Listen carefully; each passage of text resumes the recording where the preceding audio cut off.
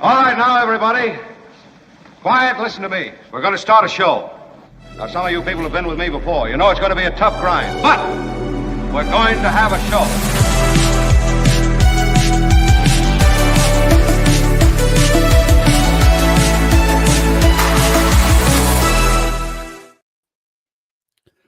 Welcome to the Mark Thompson Show. It's Michael Shure here. Mark will be back this week, I promise you. So everyone's saying, where's Mark? Where's Mark? He'll be back. He's entrusted this place to me for a few days with Kim, of course, Tony today. And we're going to bring you a bunch of stuff. And happy 100th day anniversary of the Trump administration, wherever you may be celebrating. We have a good deal of Donald Trump news. We have some guests. We have coming up shortly Josh Koskoff, an attorney who's going to talk us through a lot of these legal questions that we have about what happens when a president says no to the Supreme Court. Josh has argued before the Supreme Court. And then we'll have Gary Dietrich talking politics a little bit later. So we're kind of heavy on the politics both here and north of the border, and so let's without any, I hate when people say without further ado, so without any further delay, let's go ahead with this. If you are watching or listening in Spain or Portugal, I'm sorry, you probably can't hear us because there's a massive power outage there, which we'll talk about a little bit later. The whole country of Portugal and Spain, big cities, big airports, but they seem to be getting it back under control. But let's talk about day 100 of the Trump administration. This is it's a dubious time for President Trump because ordinarily, the first 100 days are considered the honeymoon in any presidency. He has changed that sort of what we'd come to know as the 100-day honeymoon in politics, as he's changed so much in politics. But he is also now seeing poll numbers, and those poll numbers are devastating. But let's start with what he's doing to celebrate his 100th day in office. You would think there would be something magnanimous and wonderful, but you might not even think that. Donald Trump has said today that he is, or his team has said today, and when I say his team, it's Carolyn Leavitt, the White House press secretary, said that there will be 2 executive orders today in celebration of the 100th day of his presidency. One will, quote, unleash America's law enforcement to pursue criminals. Okay. I hadn't realized that yesterday that they were not able to pursue criminals in law enforcement. And the second one is it's aimed at identifying sanctuary cities that do not cooperate with federal immigration enforcement. It's sort of a tag along to the story we talked about on Friday of a judge in Milwaukee who was arrested for being too lenient or to being helping someone who was in her courtroom who was here illegally and had been a criminal, but whose egress from her courtroom she facilitated. So this means that he is marking 100 days by going harder, Kim, at sanctuary cities. Those are the cities that say, hell no, we're not going to participate in what the federal government's doing if we don't agree with it, and we're not bound to. Well, part of the plan, as I understand it, with sanctuary cities is to withhold federal funding from any city who considers itself a sanctuary city or doesn't cooperate with ICE. It's the same situation, or very similar in my mind, to what Trump is doing with schools and DEI policies, where he says, all right, if you have a DEI policy and you're a public school, we're not going to give you any federal funding. And the courts just came back and said, you can't do that. You can't withhold federal funding from schools. And so perhaps it'll be the same situation here where, the federal dollars won't be able to be withheld just because Trump doesn't like the policies. Yeah. And that's, this is important because this is how the people, the cities, the elected officials in municipalities around the country, this is how they push back against what they don't like that the administration's doing. It's similar to governors in red states who did not participate in the Medicare portion of the Affordable Care Act when Barack Obama was president. So it's no different than that. It's why is that state governor any different than a mayor or a chief of police or whoever it is in any city around the country? Who says, no, we're not going to participate in something that is federal. We are local, and we're not going to help with this. We have a tough enough time with resources anyway. In a way, the two executive orders that he's proposing today run counter to each other, right? Okay, we're going to have law enforcement chase criminals. We're also going to say, punish sanctuary cities. Well, part of the reason that many of these sanctuary cities, and only a part of it, are not helping out with this is because their law enforcement is too thin as it is. They're stretched too thin. So the notion that they're going to be punished in sanctuary cities, yet also admonished to fight criminals harder, is, runs counter. Those two things clash, don't they? It seems like it to me. I don't know if you saw the story out of Florida over the weekend, but they had this massive roundup of immigrants or people who are here in an undocumented way. And they talked about, this article I was reading talked about how it's law in Florida that you must cooperate with ICE. And so there's the city in Florida, and I don't have it in front of me right now. But there's this city in Florida that is being forced to cooperate, and every single person that sits on their city council is an immigrant, and no one agrees with this law. But if they don't cooperate, it's penalties. It's, they're in violation of law. They are going to have fines, and they're going to go to jail. And so Right. the city council had to, say, yeah, if you're here, you could get busted by ICE. And by the way, everyone in our city has to cooperate with them. And that's not the way it is all over America.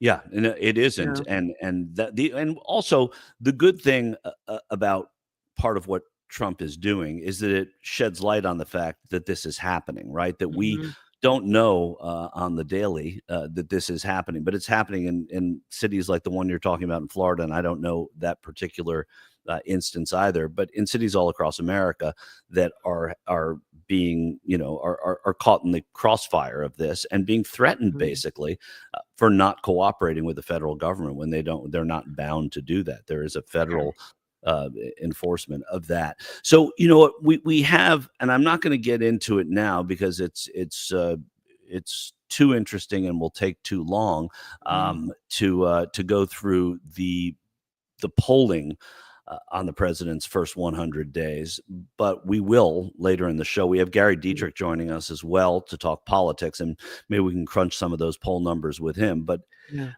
suffice to say that they're not good poll numbers, and first 100 days usually shows some positive attitude toward the president because it's when people are at their most forgiving of a new president. So we will get back to that later in the show. Now we're privileged. 100, by the way, first 100 days. And we have according to Time Magazine, one of America's 100th most influential people. Josh Koskoff joins us on the show. Look at that. Time 100. Oh, God. Well, I mean, when you're one of the 100 The smirk. the smirk. Well, I mean, it's the red carpet smirk. It was a smirk of anxiety. It was to me, the way I look at that, I don't want to set this interview off on the wrong foot, but it's that guy says to me, I'm one of the top 100 and you're not. That's what that looks at. No. And what do you think, Kim? I noticed that he came in, Mr. Koskoff, you came in right above Snoop Dogg, which is pretty awesome. I did. That's as close as I got to him as was in the paper or in the magazine. No. Did you see him at the event that celebrated this? Yeah. I mean, you can't not see Snoop Dogg. That's true. A certain radius. And I don't want to talk too much about the event because we have a lot of real stuff to talk about. I mean, but at an event like this, do other influential people come up to you and say, like, is there a fraternity of the influencers? Yeah, I mean, first of all, I don't know because this is I'm one and done, I think, on this kind of thing. But I think people, if they were coming up to me, although they didn't ask me this straight up, were probably thinking, who the hell are you and what are you doing here? Right. But even at events, and this is true just of life, right? Like if they have like even the Academy Awards, you have 5 nominees, but only 1 winner. So Right. there's always like a segregation, even among an already selected group. And that's sort of another, it was a lovely event though. I really appreciate time listing me on this year's list. No, it's a huge honor, and people in our viewers, listeners here are sending congratulations to you, Thank you. in our chat, and some of them angry that Snoop Dogg supports Trump.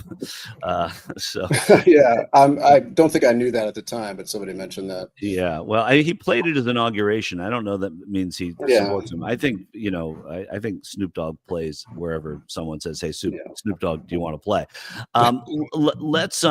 Let's get in. And by the way, happy Trump's 100th day to you. It's a great day. Let's get into. I want to talk first of all. A lot of your work, and why, to explain to our audience who don't know already, that why Josh is recognized as he was by Time Magazine, is for fighting the gun companies and really putting them out of business and representing people who are victims of gun violence in a way that hasn't been done. So it's both pioneering and effective. So to that, before we get into talking about the legal parts of the Trump administration now, I want to ask you about I know that you were very involved in the Uvalde case, and there's been news over the past couple of days. Can you walk us through that briefly and just what's happening with Sure. that? And actually, what was reported a couple of days ago was simply the town council approving a settlement that we announced back when we filed the lawsuits against a number of different defendants, including and had settled at that point with the city of Uvalde. The families made the determination that any lawsuit against law enforcement is incredibly difficult, even in a situation where we all saw they abjectly failed in the response to an active shooter. You had 376 law officers of all stripes, and it took them 77 minutes to intervene in an active shooter of one kid who was about 140 pounds, soaking wet. Although he did have, of course, the AR-15, and that made all the difference. So even under those circumstances where clearly they didn't do their job, it's very hard to sue them. Having said that, if we had won, Michael, against the city, the damages would be astronomical. And Uvalde, no community, no township, no city, no matter how large or small or well-funded or not, is equipped to deal with the financial and psychological aftermath of a mass shooting. But having said that, Uvalde is a very threadbare community. And these are families that chose to live in Uvalde. They lost their children in a Uvalde shooting. They're going to continue to live in this community. And they can't take the community down as part of their effort for accountability. It didn't sit right with them. They want to mend fences with their community. And I really admire their willingness to accept what was a very limited amount of money to resolve the case. In order to do that, yeah, that's sort of a backstory to this is the trying to save what they had before this shooting and to see it go forward. It's interesting too, because you have experience. You're your firm and you really bankrupted Alex Jones, and you were the one who got the verdict against Alex Jones. And again, Alex Jones, not someone who can pay what that penalty was and what that award was. Go ahead. No, I was gonna say that's kind of the good news in a way, because he made a lot of money, but he didn't make $1 billion. Right. But again, this is bankrupting Alex Jones is one thing, but bankrupting a community where this happened by winning a lawsuit against a city, they're sort of two different goals. Like that you're able to say that it's not really great to do that to a community, and you're able to recognize it, but you still have to make your legal point. Yeah, I mean, it has to feel right, Michael, for the families of mass shooting victims. For me personally, we all want to be on the right side of an issue. We all want to use the legal system in a way that advances justice and is fair with a just result. And that's sort of the MO of all of us here. Yeah, well, that's great. And so I wanted to give some context to the work that Josh does and the fact that there was a news peg to it with Uvalde. But I also wanted Josh here because Josh is someone who has argued before the Supreme Court, who knows a little bit more certainly than we do. I was changing planes in Chicago a week or two ago, and somebody came up to me who recognized me from somewhere and asked me what can be done about the president if he doesn't bring this guy back, and meaning the man who was illegally taken in Maryland. The Supreme Court has ordered to be returned, and the administration hasn't done it. It seems to be a burning question: is have we reached this constitutional crisis level in America now, where we've always respected, even if we disagreed with what the Supreme Court says. But now we have a president and an administration saying, "No, yeah, you did that, but we're not going to do it." What happens now? I mean, there really aren't that many analogs. I think maybe desegregation was maybe one of them, but it was the feds that had to order in the National Guard to effectuate that. So we're in uncharted waters. Not only that, there in the ruling in Brown versus Board of Education, it was with all deliberate speed, and they didn't define what that was. That could have been decades as far as as people in Arkansas and Georgia were concerned. Yeah, right. Well, that was a little more clear than facilitate, wasn't it?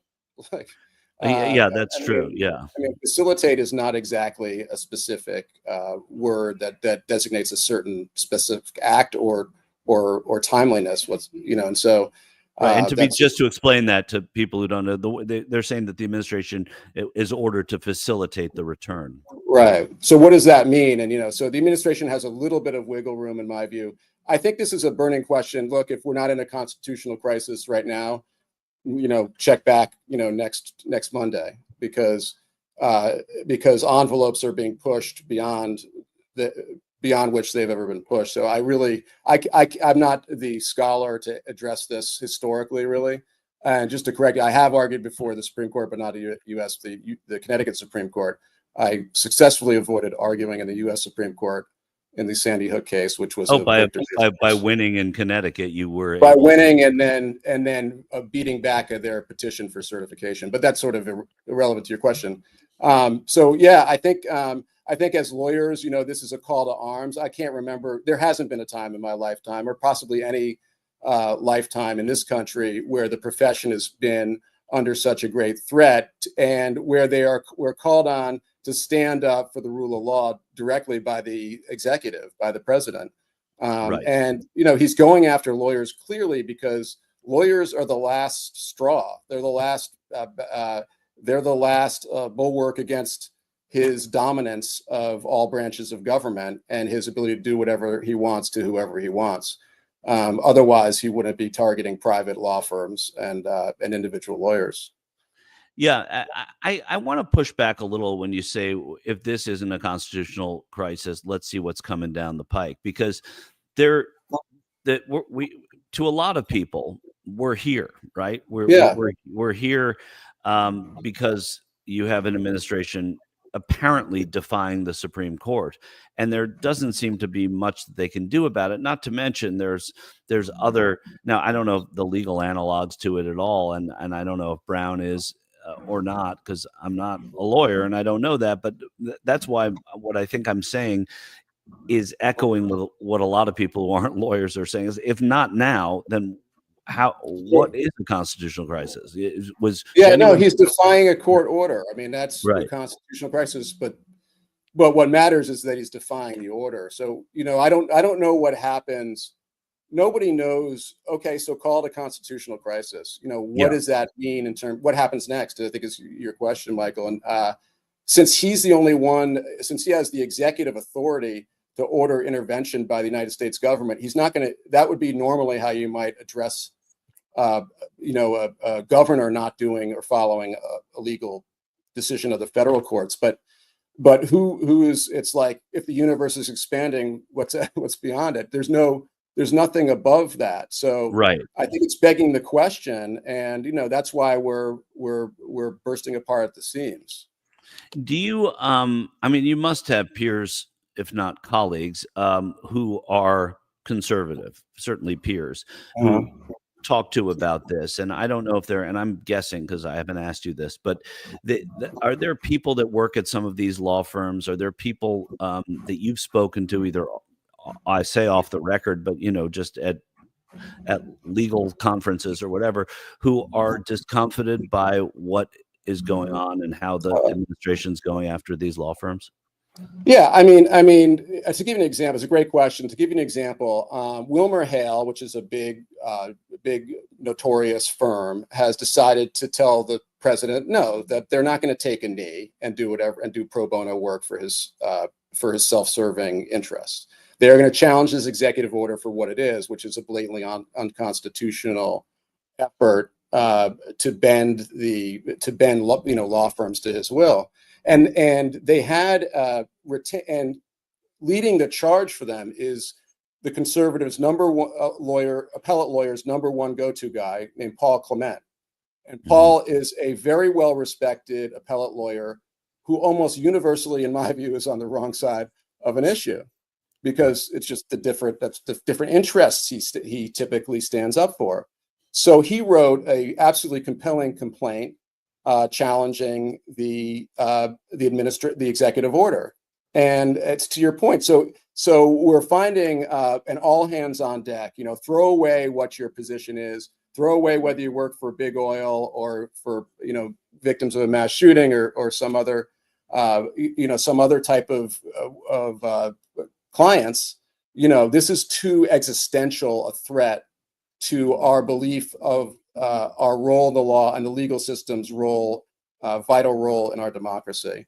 And so, but what's head scratching is the capitulation by some major firms, and there just has to be a financial incentive behind that, because there's no other explanation. Yeah, it is curious. I mean, it's not curious because there is a financial, and that it's what at least seems the most naked about all of it. And it's encouraging to hear, though, that there are other people. I think about it in journalism, and I think about it when Trump started using fake news, that turn of phrase, right, and how I wished that there were more conservative journalists who would have stood up against that, because it's crippling, and I think somewhat permanently crippling to journalism, because it creates a distrust that will take generations to regain, and technology will change that anyway. But it's really to know that lawyers are at least coming together on this and standing up for their profession is much more encouraging than what I saw among journalists at the sort of the genesis of the Trump campaign, or the Trump administration and campaign, as when he started labeling fake news. That was the same sort of thing, and nobody did enough about that. So, he's branding journalism in a very negative way, or marketing it in a way that is, hitting it at its essence and its core fact-finding, virtues. And it works. But he's also saying the only places to trust are the ones that agree with me. Yeah, that's his view of fake versus real. But this stuff works. Even if the law firms have to go and they have to defend this, right? And they have to, and there's no penalty to Trump if his executive orders get found to be unconstitutional and of no legal weight. It does, so that's why. So that's the problem here, especially because he's got immunity. There's no overstepping his bounds. At least his perception of that is the case, is that there's no overstepping, and there probably isn't. Yeah, that's interesting. I want to ask you one question while we still have you before you go. Tom Homan, the border czar, is going after a Milwaukee judge who was arrested for allegedly helping an illegal immigrant evade ICE agents. We talked about that on the show on Friday. Today at the White House, Homan said, quote, "When you cross that line, you will be prosecuted, judge or not." The FBI says Judge Hannah Dugan intentionally misdirected federal agents away from a subject that was going to be arrested in her courthouse. The man, Eduardo Ruiz, was taken into custody shortly after a foot chase. He's been charged with misdemeanor battery. So what do you think of that as from the legal side, from the side of the judge? Because the listeners and viewers of the show, we were outraged. I was outraged. It seems like such overreach to go after a judge who was put there because we trust the way she adjudicates. And I'm curious what you think of that. I've never ever heard of a judge being arrested effectively for an action or decision or something that occurs within the courtroom. I mean, sure, if a judge goes and like there was a judge that was just sentenced for killing his wife, I think, of course, judges aren't above the law, but to have a judge prosecuted, arrested for something that occurred in the judge's courtroom, I've never heard of that. I'm not even sure it's ever happened before. So I think it's extremely. Even Lance Ito got to keep going with that case. So. Well, judges have immunity. It's hard to, it's hard to be a judge. They have to make decisions constantly. Their decisions can be completely out of line, completely devoid of any factual support. They could be colossally wrong. They could have very deleterious effects. You can't sue them. You can't arrest them for it. You can't do anything to judges because nobody would be a judge if everything, if all of their decisions were subject to that. And, some people think that that's wrong. Like, I think there ought to be maybe some exemptions, but the bottom line is it's also clearly targeted, obviously, Michael, in furtherance of something that the president himself cares about. So it's also the president weaponizing, the DOJ, which he's doing on a daily basis, to carry out his own personal vendettas and interests versus the country's. I don't think the country is clamoring to have this judge arrested. Now, is it possible that the judge did something, illegal within those few minutes that she had? I don't know. I mean, it's possible, but it's just, It would be something that in any other administration, nobody wouldn't make the radar of anybody and nobody would exercise prosecutorial discretion. And she was clearly targeted because plainclothes federal agents were in her courtroom for some reason, right? So it's not like they were there just to see if she did something. They were there with a purpose, and they must have been aware of something because they were looking for it. And so further to what you were saying about Trump, Lee Kopp, who is in our chat room, says, quote from Tom Homan today, "No one does it better than Trump." So it's all good. That's fair. Yeah. but think about it. I thought about what you were saying. I caught the last end of what you were saying before I came on, which is effectively that this is all happening so out in the open, and that in a way, a lot of the bad stuff government would typically do would be behind closed doors and really, kept under wraps. But Trump, is just all out there. But that is part of his plan, right? Yeah. Because now that everybody knows about what he did to this judge, he's trying to send a message to judges across the country that to err on the side of his position when dealing with immigration issues. That's really what this is about. It's not about this particular judge. Yeah, that makes a lot of sense. And also, he's, to his, I don't know about credit, but to his own benefit, he's been able to say anything and do anything without a great deal of reproach from the people who support him. None from them, and from the people on the outside, they're sort of ham-handed now because of the majorities in the House. So he can sort of do what he wants, and that's what frustrates a lot of Democrats, rank and file, say, "Why aren't you doing more? Why aren't you doing more?" In practical matters, there's not a whole lot other than organizing that can be done practically right now, other than to try and stem the bleeding where they can. You can only, there are certain things you can do, like you can use the courts to try to stop him from doing something, for sure. And that's what I was going to say, the courts too. And that's why I asked my first question, which was, when even you're using the courts and you have the Supreme Court saying what they said and they're not abiding by that, well, then what? Yeah. I mean, because if you are relying on the courts, and many are, and the courts have actually done a good job at delay where it's been warranted, it seems like it's a running into the wall a little bit. Yeah, I'm not sure. It's hard to tell about this defying this order of the court. To me, it's not perfectly clean defiance because of this whole facilitate business. And that's interesting. And that's a really interesting thing. I'm trying to look at, believe me, I'm no fan of this president or the way he's using his government, but I don't, and most, why do you even need a court to tell you that when you deport an innocent person, any decent government does stops everything else and does everything, moves mountains to bring him back. Right. You shouldn't need a court to tell you that in the first place. Well, that's So, that's true too, and that's so un-American. And again, we're looking at due process here, not happening in the country where due process was somewhat invented, right? I mean, that was one of the great wonders of our of our legal system. And I should point out that along with you, there were 99 other people on that list of most influential, and Donald Trump was one of them. So, what's that? I'm an elite company. You're an elite company. Well, influence, it Influence doesn't mean doing good. influence knows no, no party. Right. Josh Koskoff, thank you for helping to make us a little smarter on this stuff and to understand Thank you, Michael. what we're doing here with these legal cases, and we will keep following very quickly. What's a case you're working on right now that people should follow? Well, on Wednesday, 2 of my colleagues are going down to argue before the DC Circuit that Trump should not be allowed to release and dox 14,000 FBI agents.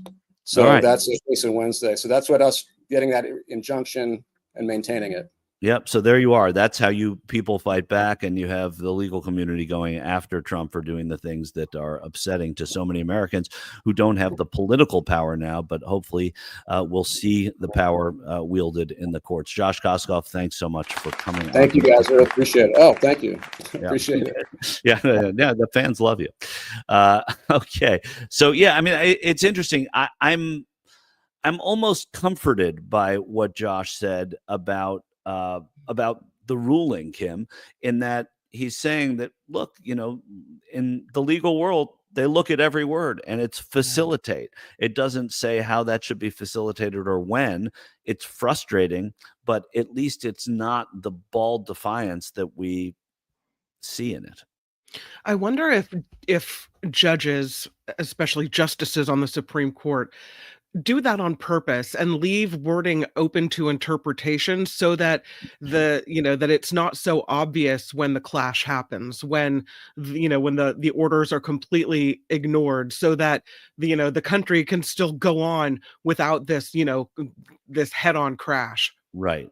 I think that's probably, I don't know because I'm not a lawyer, but I know from Brown versus Board of Education, like we said, with all deliberate speed, that was such a defeat for so many in the civil rights movement because it didn't define what deliberate speed was, right? And it took a very long time in some cases. I mean, I think it was decided in 55 and only in 59 in Arkansas, and I may have the dates wrong, were they trying to integrate Central High School, and they finally capitulated, but that was after years, not minutes or days or weeks. So it's sort of interesting. And again, the exact facts may be wrong on that, but the tenor of it is not.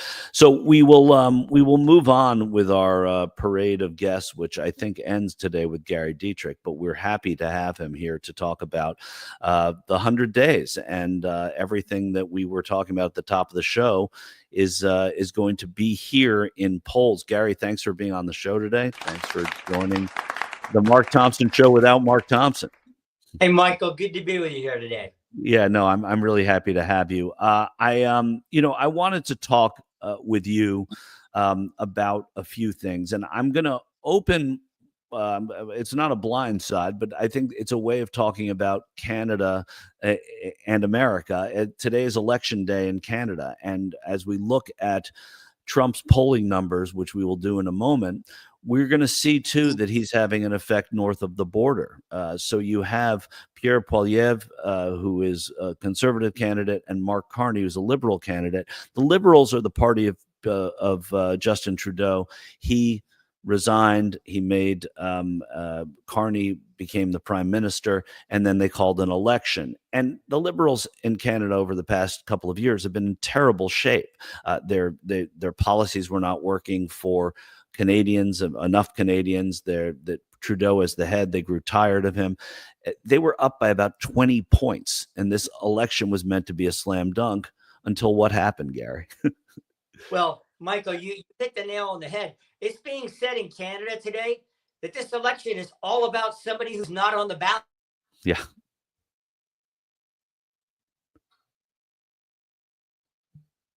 suscitated in terms of its efficacy by taking on Trump. I mean, they like you said. I mean, he was really kind of going down in flames pre-Trump's election, and then it's really been it's truly been remarkable to see that polling on Trump in Canada tracks probably more accurately than anything else with what's going on up there politically speaking. And he's made it that way. Everybody, including myself, still scratching your head about why you would come out of the gate taking on Canada of all places. I mean, okay, Right. China we could understand, a lot of other places, Canada, but in any event, it's going to be interesting to see where that goes today, Michael, in terms of their vote. And then, quickly on the 100 days, you may get into this in more detail. I mean, the postmortems are already being written on the first 100 days. But one thing you can certainly say, there's been no grass growing under his feet and this administration's feet. And the question right now becomes, when you guys have guys like J.B. Pritzker, governor of Illinois, in New Hampshire already over the weekend, I mean, people in the Democratic Party are clearly already focused very firmly on the midterms and even 28. Yeah, there's no question. Not only that, Pritzker was there and he was criticizing his own party, which is basically saying, I'm running for president without saying I'm running for president. And we can get to that a little bit later too. Yeah, you and I are both political geeks. First 100 days, typically known as the honeymoon, right? There was no honeymoon for this president. Well, there was a honeymoon for him and his own party. What do I mean by that? If you talk to the hardcore Trump base, they're happy that and I hear this from Trump supporters all the time. Well, he's at least he's doing what he said he was going to do, right? That's what they're happy about. One of the big frustrations in the conservative wing of the Republican Party, as you know, Michael, over many years now, has been, well, we elect these guys and gals to Congress and even the White House, but then they get in there and then they don't do anything. At least the things that they told us and promised us they were going to do. So I would say if there's a honeymoon, it's been with that side of the political spectrum, certainly not with any others. Yeah, that's true. I'm glad you pointed that out too, Gary, because that honeymoon has endured now for a decade. He's unusual as a political figure in that nothing he does, even if his policy impacts those people in a negative way, somehow they stick with him, which is a very sort of difficult political scientist thing to attack. But it's a great benefit to the president, right? Yeah, and it's interesting because you'll hear these same Trump folks say things like, well, because I will ask, I'll start drilling down a little bit. Well, what do you think about this specific kind of tariff on, your industry or whatever? Or what do you think about potential cuts in Medicaid, Medicare? What? And they say, well, it's the long term. He's got the game, and I'm like, well, hey, long term, you guys better be a little careful about 18 months from now, because November of next year, if you lose control of that House, it's game over. I mean, everybody in Washington knows that. If you have lost control of the House, whereas Michael, all fiscal measures start and typically die, got to have it. There's no ifs, ands, or buts about it. So I say, you better hope that in the next 18 months, these things aren't taking too long term for people to feel good about. Yeah, it's really true. And this is a president who came into office, it could be argued, on the economy, on the price of eggs, basically, and dumbing it down. And now he has the lowest 100-day job approval, according to an ABC News poll, of any president in the past 80 years. And that is, that's not where he expects to be. He's someone who loves to be loved. And when he, on the economy since Trump took office, the numbers are we better off? 21% say yes. Are we worse? 53% say we're worse off. Prices for things you want or need are going up, say 62% of Americans. 11% say they're going down. And you have to think there's a MAGA crowd that just wants to answer that question in the affirmative for the president. And then the 72% of Americans think that were polled in this ABC poll, the likelihood of Trump's policies causing a recession, 72% of Americans say that. So you're talking about the economy. And I should say this was an ABC Ipsos poll. Ipsos is the polling firm there. And so they, these numbers do not say good things about an economy, which is what midterm elections are often based on. Yeah, well, as you know, Michael, there's one place where Trump remains above water in polling, and that's on immigration more broadly. You know, Yeah. and so that is why you're, for example, you are going to see tomorrow on the 100th day anniversary a lot of talk about immigration, okay? Because that's the strong suit. As far as the other stuff that you point out, the economy, I have been saying for a long time, even to my Trump supporting, associates and all, I say, listen, um, I don't get from just a pure political strategic point of view. If you want to do DOGE, why not do it after the midterms? Okay. I mean, because nobody was, as far as I know, there was not a lot of polling saying we've got to start slashing and burning the federal government, right? That it was all about what you pointed out. Like people were talking about, we know the top two issues. They were the economy, mainly inflation, and immigration. That was it. He's still fairly strong in his numbers on immigration, but the economic numbers are not good. And people are hopeful, in his administration that this tariff battle somehow by the middle of the summer gets sort of sorted out, and all these multitude of agreements are reached between different nations. And China is not threatening, to keep ships off our shores for the next decade. I mean, it's like something's got to give in the next few months. But I just don't understand from a pure strategic political point of view why you would take on tariffs and DOGE as opposed to, the immigration, which he is doing, and the economy. The Yeah. economy sort of stepchild to me that's been left out. Yeah, no, it's great. It's almost like how do those the New York Times has these travel pieces, 36 hours in Lisbon, right? And it's almost like it was like he read 36 hours in presidenting, and he tried to do everything at once and cause all this chaos. And now that a little bit of dust is settling, this is where you find yourself as president, with these really difficult situations. And then there are other distractions. And look to move away from Trump's polling for just a moment. He was at Pope Francis's funeral in the Vatican this weekend. It took a 14-hour trip over there, and then he met with Zelensky on two what look like rental chairs in the middle of St. Peter's Basilica, and he said that he wants a peace deal. But this seems like it's almost a haphazard bit of diplomacy here, and I wonder if that's affecting. I know immigration is going down as being as important to voters as the economy is. Where do you think this fits in?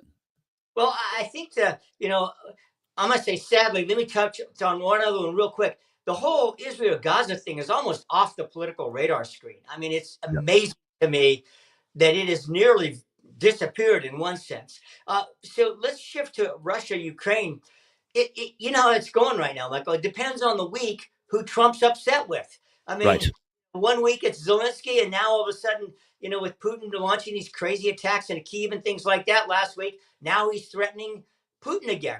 And I think, the missed opportunity to me in this whole thing was, unfortunately, when that mineral deal, just from a pure geopolitical point of view, to say what you want about, exploiting the Ukrainians on minerals, so forth, but geopolitically, not signing that mineral deal, which would have locked in American interests on Ukrainian soil. And Trump will refer to this every once in a while. But if you want to stop the Russians, the most effective way to do it is put American economic interests in the way of the tanks, right? I mean, Yeah. if you have American mining companies and American, contractors, I'm just saying from a purely strategic point of view, that's how you keep Putin from taking the country over, because you ain't taking over the major American mining companies. Right. Okay. That's how you do it. And Right. I'm perplexed why that deal, which they keep saying every week, well, we're almost there, we're almost there. Why don't they get the thing signed? I can't figure that out. Yeah, look, there's so much we can't figure out because the posture of the administration is so difficult to pin down.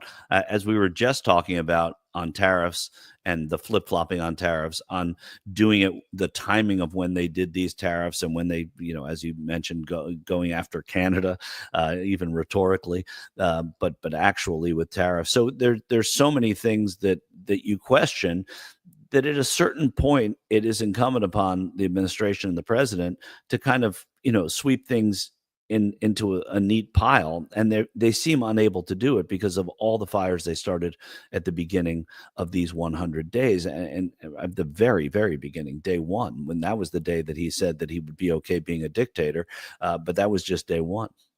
If you want to give some kudos out, I think you're starting to be a consensus that if you're trying to find a few rock solid places, or at least places of stability in the administration, you got to look to a guy like Marco Rubio. Now, say what you want about, he's going along with USAID cuts and everything else, but this is a guy who, as you know, Michael, was almost unanimously voted in by the U.S. Senate, confirmed. It was 99-0, 99 to 0. Yeah. I mean, I don't know what the other person was on a bathroom break or whatever, but the bottom might have been Rubio. Yeah, it was Rubio. Actually, yeah. I don't know if I should vote myself. That would look self-serving. Right. So the point of the matter is, Rubio is kind of holding things together to some large degree with a lot of these major hotspots around the world. And when crazy stuff is said, he will show up on the Sunday shows and present some pretty cogent arguments for things like strategic control of the Panama Canal, whether or not we take it back or whatever, but making sure that we have firm access to that choke point, militarily. So there's some things like that. So I would say, you point to Rubio, it's hard to find a lot of others, but those are some of the, thank goodness from a geopolitical standpoint that he chose a Marco Rubio who knows how to speak the language of foreign diplomats, and importantly knows how to speak the language of Congress. Because here's one interesting thing to me. There's no big loud voices in the Congress taking on Rubio. You're not hearing senators come out and chastise him like there are a lot of the other folks, RFK and others. And so, Trump has to be glad that he selected Marco Rubio, as upset as the international chessboard is these days. Yeah, I suppose. I know there are a lot of people that would look at Rubio as saying, fine, but still not good enough. And a lot of people are hanging their hats on USAID and how he didn't fight back. That there is not a team of, he's not a rival, and there's not a team of rivals there. But I hear what you're saying, and it's true, because there's certainly more reasonableness from the Department of State than we've seen from certainly the other departments that we've talked about, and of course defense. And the more that you hear about Hegseth, the better Rubio looks as well. We only have you for a couple more minutes, so let's just talk about politics. Like we talked about Pritzker. An interesting thing here is I want to talk about Gavin Newsom, and I want to talk about Jerry Connolly. We'll start with Jerry Connolly, a congressman from Virginia, who's been in Congress for nearly 3 decades. He has esophageal cancer. He's the ranking member on the Oversight Committee. He was one of those veterans that was able to be elected by his committee. The person who was going to run against him was Representative Ocasio-Cortez. Now, do we see, now that he says he's not going to run, he's going to step down from that committee as the ranking member, do you see this as portending some sort of national political story with Representative Ocasio-Cortez getting a space in leadership? Well, I'll tell you, I was at her rally right here in California with Bernie, a week or so ago, 10 days ago, and she's on her way up. And the thing about it is, I'll tell you what, Michael, when I went to that rally, 25,000 people in Folsom, California, which, by the way, represented by a very conservative member of Congress who they named personally, both of them, they are getting the attention. And I think, she has nothing but upside right now. Let's put it that way. Nobody else in her party is attracting those kind of non-election year rally crowds. Nobody is. And so I think that's part of it. The other thing is, you see, number 2 guy, Dick Durbin in the Senate, as you know, saying he's retiring. I mean, I think there's been this call inside the Democratic Party for a quote unquote new generation of leadership. I think we're starting to see it before our own eyes. Yeah, and I think Chuck Schumer's looking in his periphery as well at some of what's going on. Gavin Newsom, and this is the last question for you, because I know you do have to go. So he lit into the president and the Secretary of Health and Human Services, RFK Jr., over the cuts to the suicide hotline. What do you make of this? And is there a sense? And I love politics, so politicians have to play politics. Is there a sense that he's trying to chime in on a lot of issues so that he can stay relevant in the conversation nationally. Well, yeah, because as you know, Michael, he's been taking a lot of hits in the last few months. When he Yeah. was the first governor to go into the Oval Office and meet with Trump, he, of course, met with Trump on the tarmac here and the fires beginning of the year. He's got $40 billion request into the White House and into Congress for aid to get that fire assistance moving. That has not passed Congress. He's got to have that to have the resources necessary to rebuild a city and a region that's going to be hosting the Olympics, for goodness sake. The entire world's going to be here in 3 years. So Gavin Newsom is really in a rough place politically. He's got to have the support of the Trump administration on the one hand, but on the other, he's doing things like filing the first state lawsuit, questioning whether Trump actually has the executive power to actually enact tariffs, whether that's not actually a congressional power. So, he's wading through a real minefield right now. That is Gavin Newsom. And while other governors like Pritzker and others are already making their move on 28. Yeah, no, it's interesting. So, Gary, thank you so much for being with us today. I love talking to you, and we're kindred spirits on this thing. So I love talking about what we just talked about. So we got to let you go. We appreciate you being here, and Mark will be back here next Monday talking to you from this seat. Okay, well, have a great rest of the show, Michael. Yeah, of course. Gary Dietrich's segment is sponsored by Bill Campbell at Remax Gold. If you're relocating into or from Northern California, you need a highly respected real estate professional like Bill Campbell of Remax Gold. Call or text Bill at 530-448-7474. That's 530-448-7474. The Mark Thompson Show. Wow, you did that really well. I was kind of impressed. Well, here, let's do something you do really well. Okay. All right. Let's do that. Let's do the news.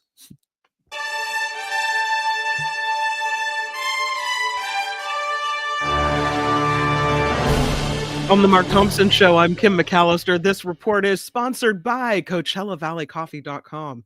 President Trump is meeting with House Speaker Mike Johnson today. They're discussing ways to advance budget legislation. Last week, Johnson said the House is pushing to get the spending bill approved by Memorial Day. The strategy session comes as GOP members remain divided over potential cuts to Medicaid spending, tax cuts, and also military spending as well.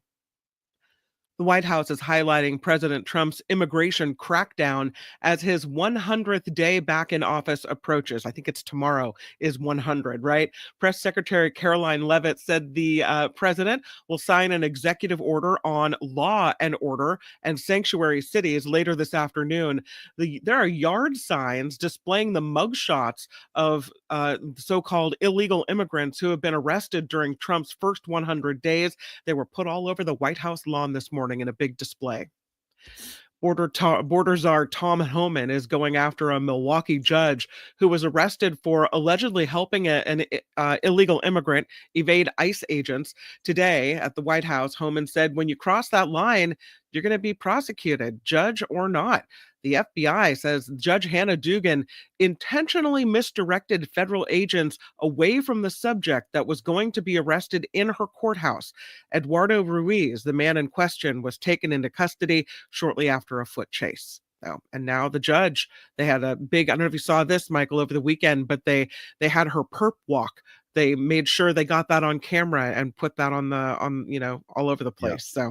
So there's the parading of these people, from putting the faces on yard signs and on the lawn of people they've arrested to doing a perp walk for a judge. It's really some of the ugliest stuff we've seen in politics.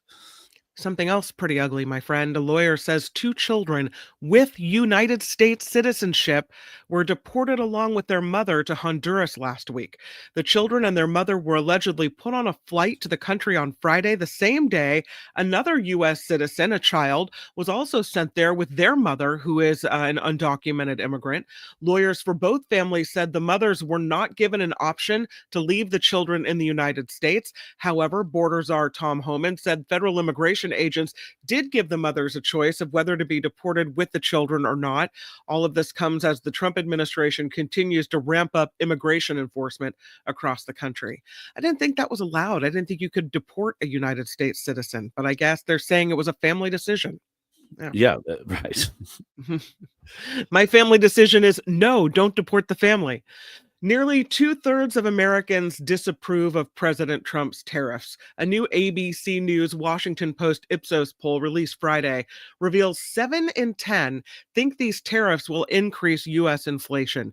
Nearly half of Republicans polled think the tariffs will have a negative impact on inflation. The number rises to 75% among independents.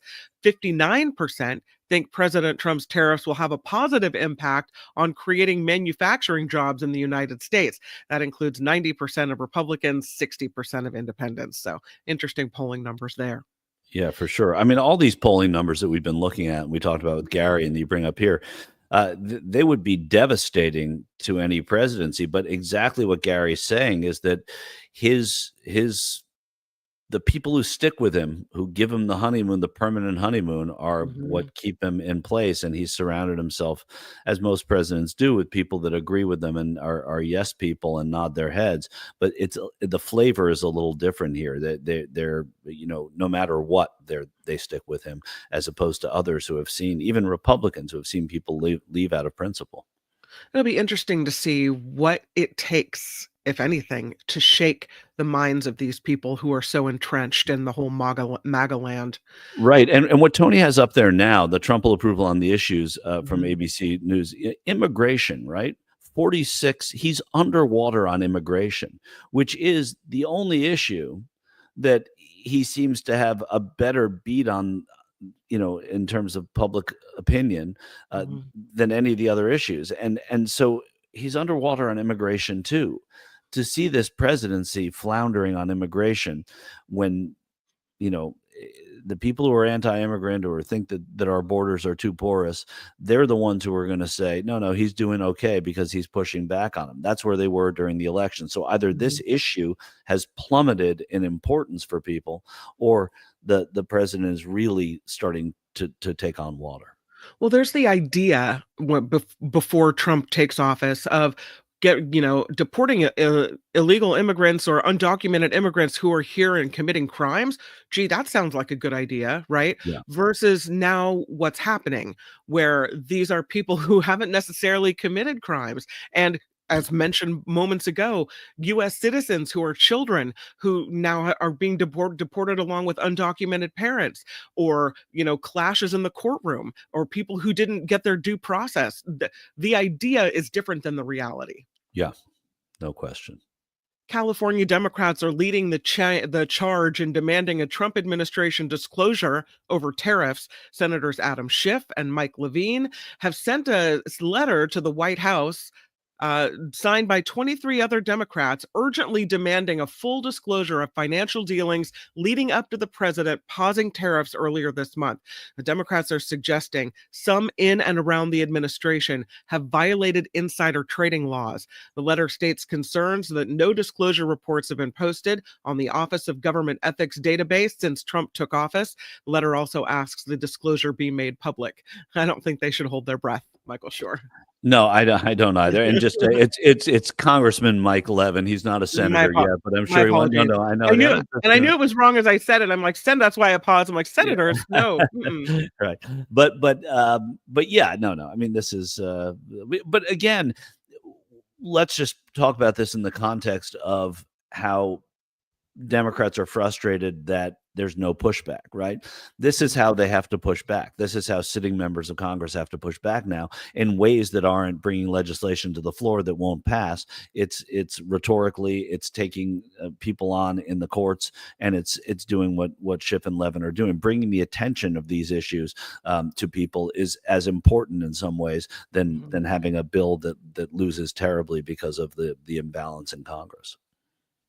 The ranking Democrat on the House Oversight Committee, as you mentioned, will step down soon and is not running for re-election. Massachusetts Congressman Jerry Connolly announcing in a statement his cancer has returned and that this will be his last term in Congress. Connolly says he'll be stepping down from the Oversight Committee soon. He had served on that committee since his first term after being elected in 2009. I'm so annoying. He's from Massachusetts, but he's a Virginia congressman. So he's one of the only people in Virginia who talks with a Boston accent. He's got a thick one too, so he'll tell you that. And then he represents Virginia. Funny. Lights are starting to come back on in parts of Spain after a massive outage this afternoon. The power outage also impacted parts of Portugal. Officials there say there's no evidence of a cyber attack, but the outage snarled traffic in major cities and left trains stranded. A lot of people worried they're not going to be able to do what they need to do today as the power outage there continues. Again, lights are just starting to come back on in parts of Spain. Yeah, it's interesting because people trying to figure out what caused it. We're so suspect of things that used to just happen, and with good reason. That it's pretty interesting that the moment something happens is who's responsible for this, who is doing this, where's the subterfuge. But hopefully, it's just that the grid was challenged. Yeah. Several people are facing charges after anti-Israel protesters clashed with police outside of a Brooklyn synagogue. There was screaming, pushing, fists flying outside the congregation Sharei Zion on Ocean Parkway, with a rowdy mob clashing with police and congregants as well. Violent scene forcing the cancellation of a speech by Israel's security minister. They had several people arrested there, so it was a pretty violent situation. There have been more than 4 million downloads of the MyShake app. That, according to Governor Gavin Newsom here in California, who says the app provides Californians with life-saving seconds before earthquakes strike. According to the governor's office, since its inception, this app has delivered more than 5 million alerts for nearly 170 earthquakes. The state is encouraging people to pair the MyShake app with the Cal OES Earthquake Readiness Guide. That app is free to download. I don't know. I mean, the times I've received an alert, there's not much time between when you're notified and when the shaking starts. Right. Well, let's say seconds. They say valuable seconds. There's not really much you can do with seconds. No. Right? I mean, you look at your phone and you think, well, here comes the shaking, and then it's done. Usually it's like 30 seconds you got about from when the app hits and the actual earthquake happens. Yeah. And what is it? What are you supposed to do with the? I know everybody's supposed to stand in a doorway. I always love that too. Like when you're not supposed to stand in a doorway. You're not supposed to do that anymore. You're not supposed to close on your hands if you're not careful. You get broken hands. That was the thing. It's in a door frame. I guess I should say. Frame, yeah. That was always the thing you're supposed to do. And it's not like after a terrible earthquake, you drive around and all you see are door frames, right? I mean, no, exactly. Yeah. So it's I always found that puzzling. Yeah, stand in the door frame. I think maybe you're supposed to get outside, away from trees and glass. Get away from a window, I think. Yeah. Well, yeah. Right. Yeah. Well, it's like those old, like if there's a nuclear bomb or atomic bomb, you're supposed to school children are supposed to get under the desk. Your desk. Yeah. Clearly, we need to download the Cal OES Earthquake Readiness Guide to figure out what the hell we're supposed to do. In 30 seconds. Yeah. 30 seconds or less. Right. Gen Z is struggling financially, and it's stressing them out, Michael. A Harvard survey found more than 50% of Gen Zers are struggling to stay afloat financially. The financial insecurity among Gen Z severe for women, Latinos, and those without college degrees. Most Gen Z survey participants revealed that they are now anxious about their futures and finances. Right. Well, Gen Z, welcome to all the other gens. Yeah, exactly. Welcome to the party. Welcome to being an adult. Yeah, exactly. There's no, it's not gen specific. This report sponsored by CoachellaValleyCoffee.com. I was reading this story, Michael, about most coffee, especially non-organic coffee, how it can have mold in it. It's been sitting around for a while, can kind of be yucko. That's not the case here. Coachella Valley Coffee, it's fresh. It's all organic. It's sourced from women-owned farms. Everything's cleaner on a farm owned by women. And so It's all good. This is the best coffee Mark has ever tasted. I will tell you that I am addicted to the tea, the best tea that I've ever tasted. CoachellaValleyCoffee.com, truly worth checking out. And just for being a Mark Thompson Show listener, you get 10% off. You enter the code MARKT, no spaces, MARKT at checkout, get your 10% off. And then they pack you a nice box full of coffees and teas, and they always include something extra. It is CoachellaValleyCoffee.com. I'm Kim McAllister, and this is The Mark Thompson Show. The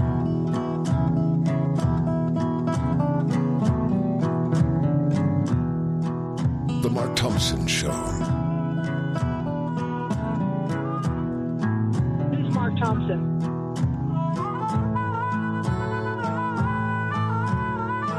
Hey, which one do you use, Mark Thompson?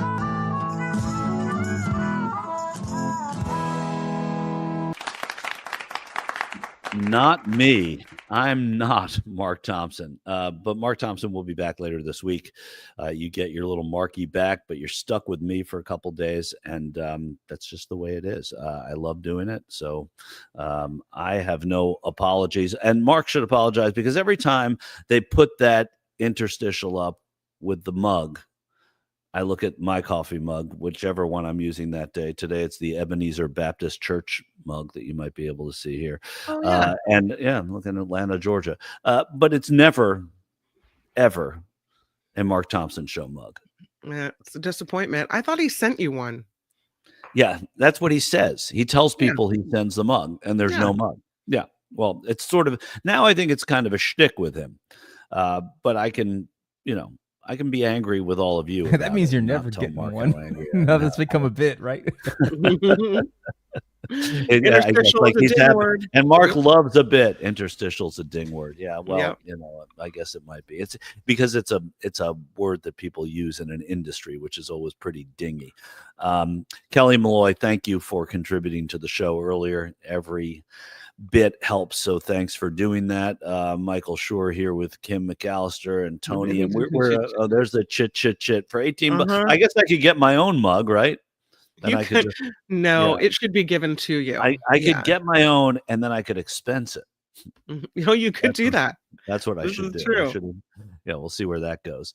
So Beth Farmer writes, here in Paris, we have power. Worried about tomorrow's. We will be flying to Madrid to visit family. Yeah, I mean, that's Madrid. Barajas is a big airport in that part of the world. It's the busiest, I believe, in Spain, and it was shut down. Everything was shut down. Barcelona was shut down as well. So there's a lot that goes out of whack there.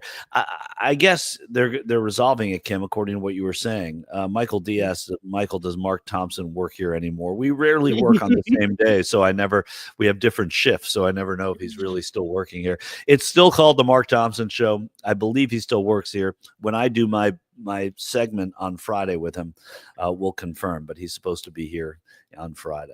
He's supposed to be here on Thursday, I believe. Well, he is supposed to be here on Thursday, but I can't. I still. You won't see him on Thursday. Yeah, I won't see him on Thursday, so I can't really vouch for whether or not it's his show, but I believe it is.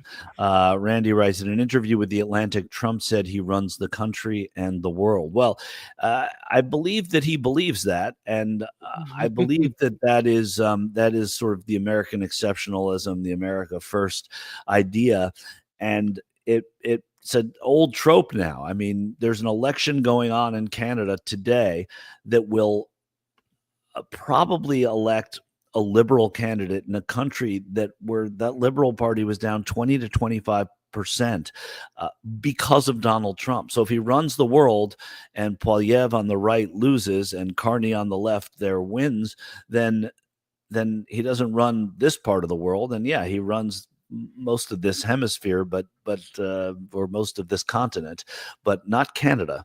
And I think that's going to be something that we look at tomorrow and say, man, his effect has been negative, not just here. I mean, in our 51st state, even, right?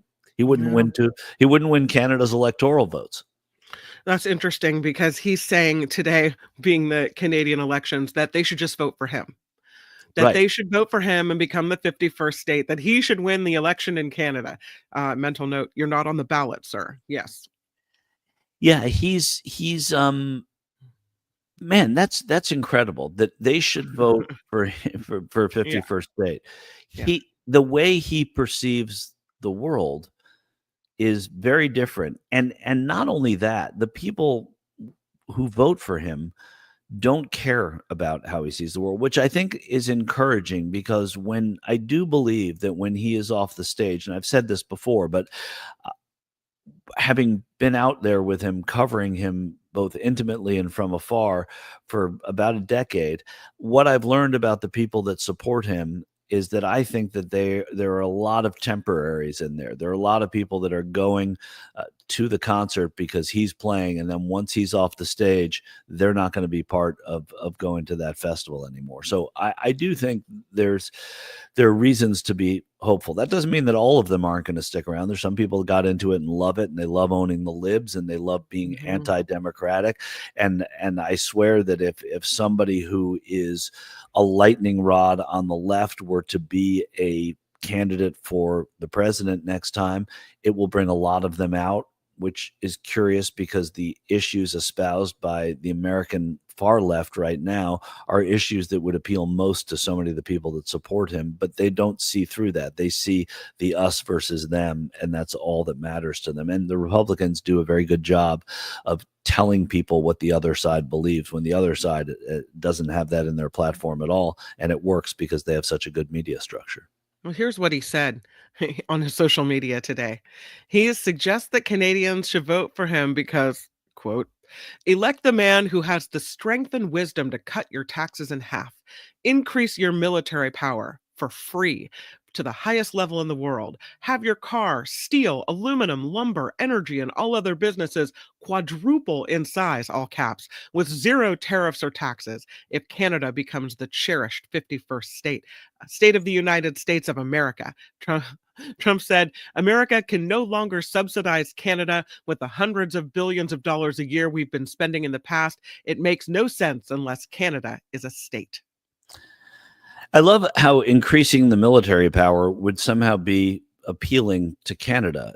They don't have the military power we do because they don't engage in the same way that we do. And boy, wouldn't it be nice to live in a country where the military isn't at the top of every list, both in government, in priority, in actuality, every piece of legislation, because politicians, as they should do, look after the military because the military is in every congressional district. So, man, if that's bring that back, Tony, can we put that back up there where he's what Trump's Truth Social post?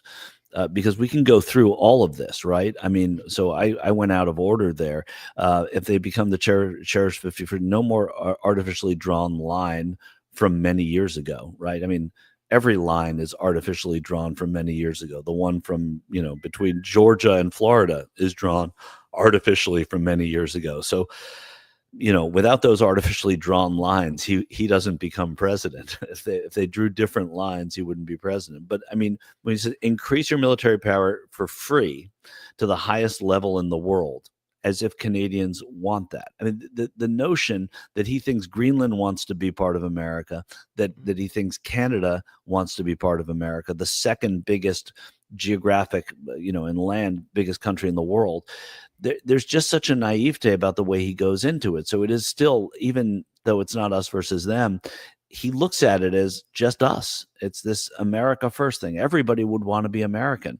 Meantime, Canada is saying, we don't want to be American because we don't want your president. Yeah, it's shocking, and it's funny because I was looking at the response from Canada, and the leader, the Liberal Party leader, you mentioned Mark Carney, he responded posting a video on X saying, "This is Canada. We decide what happens here." And you mentioned, or I mentioned, that Trump says he's the leader of the world, but it's interesting what an impact he has on their elections. How you mentioned earlier that the conservatives just a few months ago had a 25-point lead, and then enter Trump and this anger over Trump, and things flip around quickly. So I guess in that way, he did have an impact on what happened there. Yeah, there's no question. I mean, that's a good way of looking at it. Mhm. With also with Canada is they have gun control, right? They Yeah. have sound gun control laws. They don't have the school shootings we do. They don't have the same kind of rampant gun ownership, or the ease with which to get it, I should say. Yet he wants them to be the 51st state. Why would Canada want to be the 51st state if they're happy with their socialized medicine and their gun laws and not being part of the United States? I mean, I just don't get that. I mean, and it's so misguided, and he's effectuated no change there. I mean, what's going to happen is they're going to have a liberal government. It's going to be he's going to have a bigger enemy in Mark Carney than he had certainly in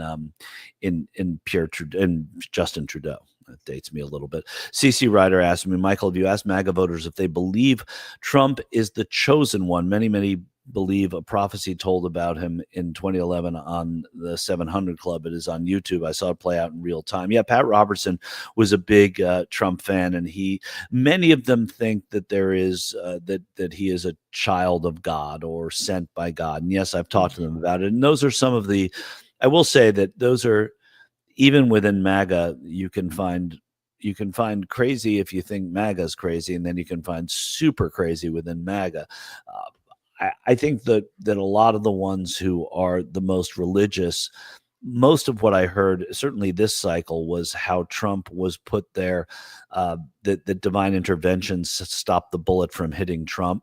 And I would always ask them, what about, why did God want the firefighter to be killed and the other people and not Trump? And they never really had an answer for that. But there is certainly, because some of the most fervently religious people, we should say, are also the fundamentalists set, I should say, because they're fervently religious people all over the country. The fundamentalist set are Trump supporters or Republican conservative supporters.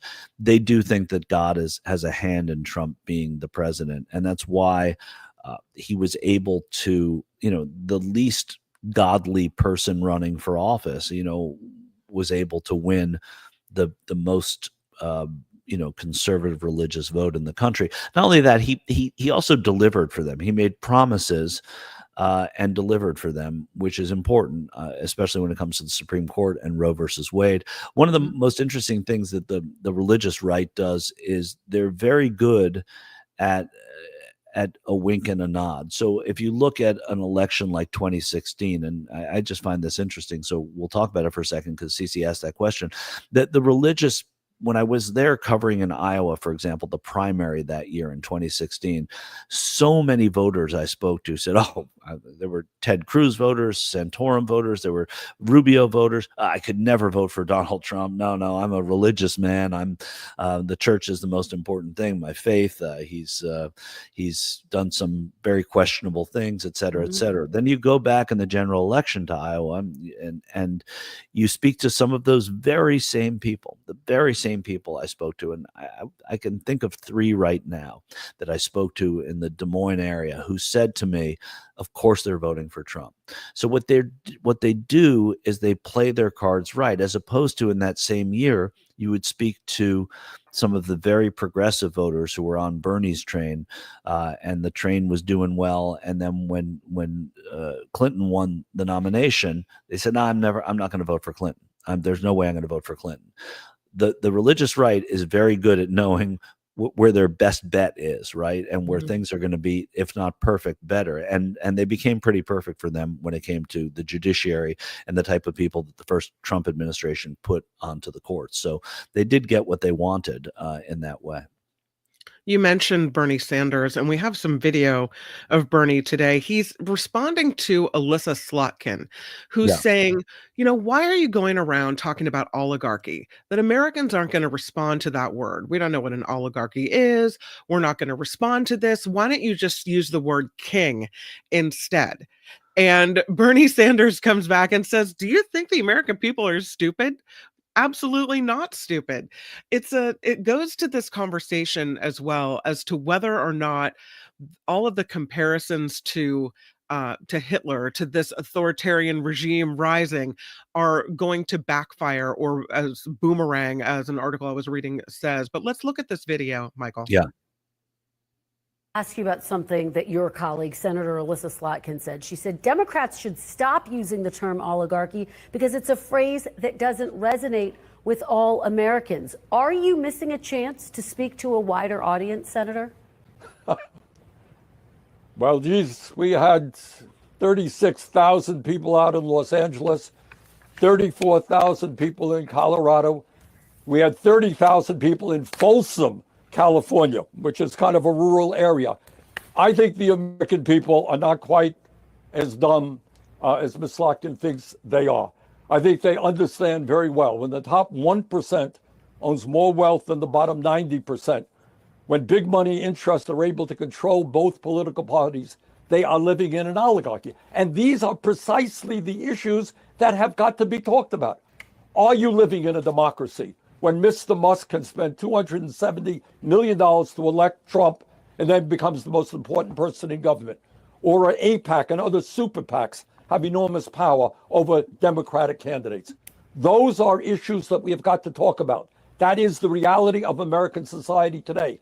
The very rich getting richer, working class people are struggling, 800,000 people sleeping out on the streets. If we don't address that issue, the American people will continue to turn their backs on democracy because they're looking around them and they're saying, does anybody understand what I am going through?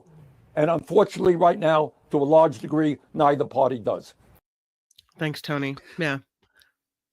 So I think that I appreciate what Senator Sanders is saying there. He's right. I mean, the proof is in the pudding, all the things that he does talk about. But I think what the Democrats are doing right now isn't bad either. And they're trying everything out. And they're having conversations like this. I mean, it's not Senator Slotkin sitting down with Senator Sanders, but it's Senator Slotkin saying at a town hall in Michigan. By the way, this was one of like 1,000 things she said at that town hall, is that we're not reaching some voters. And in Michigan, they're certainly not reaching the voters they need to reach. Senator Sanders won Michigan in the 2016 primary. It was probably the biggest surprise to me that year that really, I think, gave his campaign a lot of momentum. But I don't think it's wrong for the Democrats because their tent is a little different than the Republican tent. They do differ on things in many more ways than Republicans do. And that is, it's a great thing for a party from a 1,000 feet away. But when you get inside, it becomes very, very difficult to navigate. It's why the Democratic Party is harder to navigate. It's why Nancy Pelosi, I think, was Nancy Pelosi and Mitch McConnell, I've said this before, who served at the same time, were both masterful politicians because they were able to keep their caucuses really tight and together. Easier for McConnell, but Nancy Pelosi was able to do it in the first Trump term. I think that it's okay for Alyssa Slotkin to say that maybe, in point of fact, it hasn't worked, right? I mean, the Sanders wing of the party has not been elected. Joe Biden won almost as an anti-Sanders candidate, as someone who they thought could beat Trump, not as someone who Democrats even loved so much at that time. They liked him, but there wasn't this Joe Biden passion, and it was a COVID year. So I think that a lot of what you're seeing play out now is really good for the Democrats. It's not infighting; it's taking different temperatures here. There are many Democrats, and I think it's worth talking about, who think that if Sanders and Ocasio were together, or if Ocasio-Cortez were the nominee, it would be terrific and they would win. Well, I don't know if that's true because I don't know. I know the negative appeal, if that makes sense, that a lot of Republicans have when voting against a Democrat. She is, unfortunately, and I think it's unfortunate because she's really substantive, unfortunately seen as that by a lot of people on the other side. Doesn't mean that she wouldn't run a good campaign, et cetera, et cetera. It's a long conversation, not for today. But I do think that what the Democrats are doing right now is really important for the party, to throw out all the ideas and all the conversations. And is oligarchy a good word? That's not going to matter. King probably probably isn't good either, because to me, king is a compliment in a way, even though we're not a monarchical society here.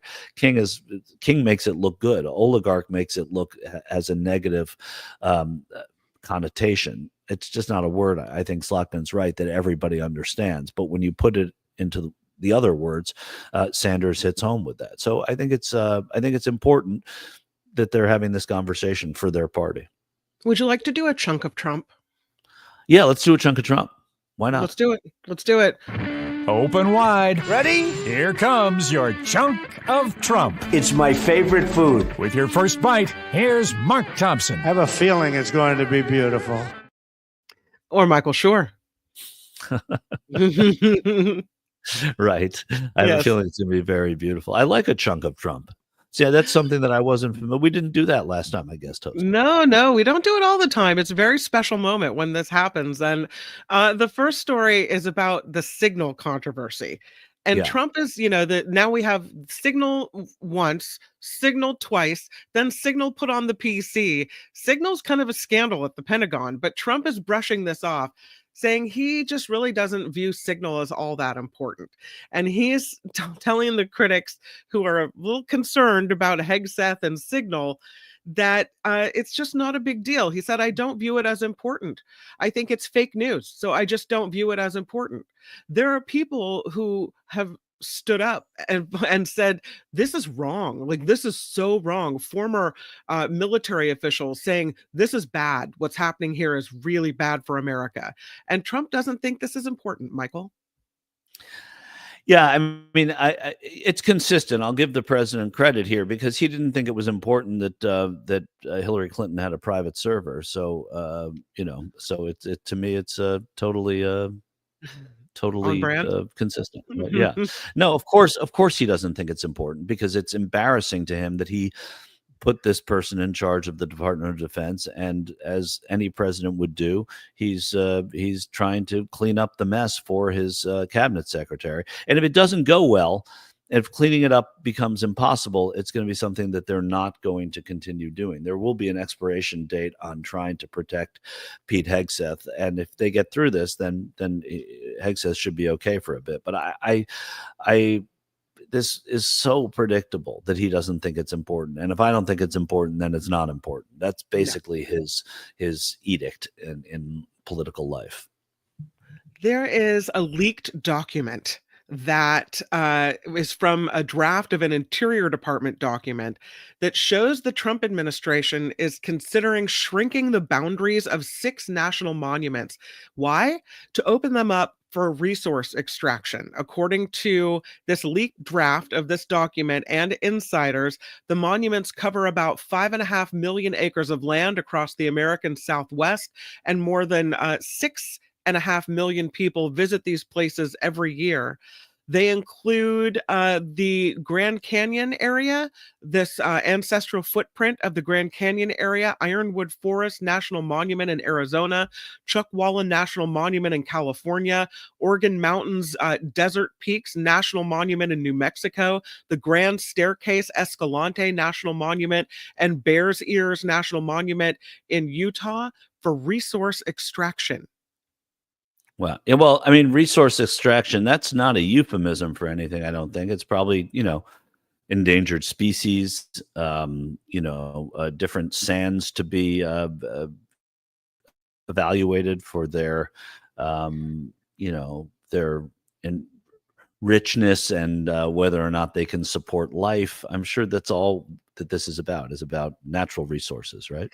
Increasing coal, oil, and gas production. They also want to open Alaska and other federal lands for mineral extraction. Yes. The document explains the United States treats natural resources as national assets, and they want to change the way that we look at our natural resources and our national lands. Right. John Watson writes, these are national monuments that Biden probably created, which is funny because it's, somebody told him that Escalante Park is, or Bears Ears, which I'd never heard of, which I love, by the way. Bears Ears. It Yeah, Bears ears is great. I mean, maybe it's a common that maybe everybody knows about Bears ears, but I'm learning too that Biden created this national park. So immediately Trump wants to rule it out and limit it. Biden and Trump, while we're talking about them just for a second, as a short aside, it's still a chunk of Trump. The Trump did not offer a ride on Air Force One to the former president to the Pope's funeral, which other presidents have always done. And the last papal funeral had Bill Clinton and George Bush on the plane with Barack Obama. So it's consistent. Yeah, very consistent. That you mentioned this earlier, what Trump ran on bringing grocery prices down. And he remember when he stood in front of that table and it was stacked with grocery items and he pointed to all the items and he didn't even know what they were or how much they cost, but he was telling us all how groceries were really expensive and how he was going to fix it on day one. 96 days later, when this article was written, grocery prices have not even come down a little bit. Not even a little bit. The overall inflation has trended slightly downward since Trump took office, but food inflation has not. Not only have grocery prices increased each month since he took office, the inflation rate itself increased in each of 3 months since Trump's return. So the inflation rate for groceries is now at its highest point in 2 years. It was supposed to bring relief. It has not. So you're still going to the grocery store and you're still paying those high prices. And it tracks with what the ABC News Ipsos poll that we talked about today said, that when asked about prices for things you want or need, 62% of Americans say they're going up. 27% say that they're staying the same, which is a negative, because if they're staying the same, they're not going down. That totals 89%. And 11% of Americans say the prices are going down. I don't know, maybe those are Tampa Bay Rays season ticket holders or something. I have no idea, because they don't have a stadium. I can't imagine who would think the prices are going down. Nope. It's interesting. You talked earlier about the possibilities of who's going to run in 2028 on the Democratic side, AOC and Bernie Sanders. Rahm Emanuel, I saw his name floated in an article over the weekend as well. But there's another story, and that it's this whole talk of a third term for Trump that is freezing the potential 2028 Republican field. Republicans are afraid to step up because they don't want to go against Trump, because they now know he's not kidding when he's talking about a third term. As a matter of fact, the merch is out, available for $50, Trump 2028 hat, $36 for a shirt that reads Trump 2028, rewrite the rules.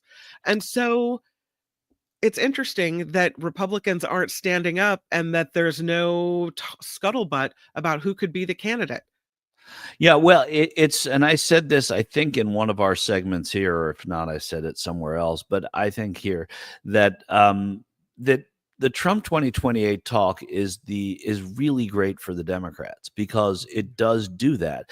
It freezes the ability to raise money to form exploratory committees, because there's this uncertainty, even though smart candidates should know that Trump cannot run again. And if he can run again, that means Barack Obama's name goes right into the hopper for Democratic candidates, which wouldn't be great for Trump in many of the states that he won, that he picked off from Biden from 4 years earlier this year or last year.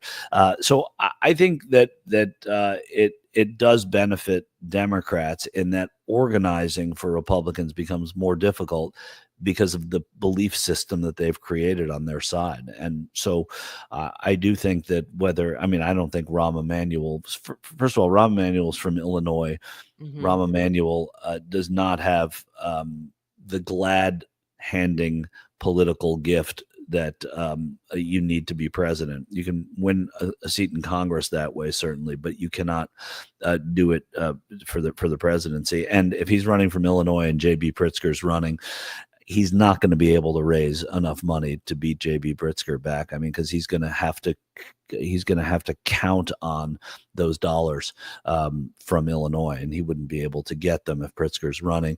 Someone writes to me, well, Michael Diaz, will Obama run again? Now, I say that tongue in cheek because I don't think Obama can legally run. And I don't think President Trump can legally run. So I don't think either of them will. And I don't think that there's any court that's going to find that either. And I think Republicans too are ready to move on and to a different generation, not to a different kind of politics necessarily, but to a different generation. Even though Trump holds the allure, he'll also be 86 or something. I don't know how old. Yeah, he is, he'll be really old. Like he'll be older.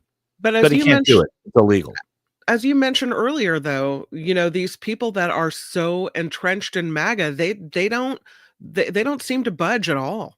I would be surprised if they wanted to embrace a new generation because it seems to be only Trump all the time. Well, a new generation could be Donald Trump Jr. too. I'm talking about pushing the envelope of the Constitution to find a way to make it so that this Donald Trump can run again. I'm not saying they're going to depart and look for a change or anything like that. For the moment, they're perfectly happy with this, and so that's what I think. And as for the Democrats, I think it does help them. And look, you have Pritzker out there, I hadn't heard Rahm Emanuel. I'd be more inclined to think he might try and get a Senate seat in Illinois now that Durbin's stepping down than to run for president. So that was the first I'd heard of that. But I do think that there's definitely room for Democrats to raise money now and not room for Republicans because of this sort of crazy talk of him running for a third term.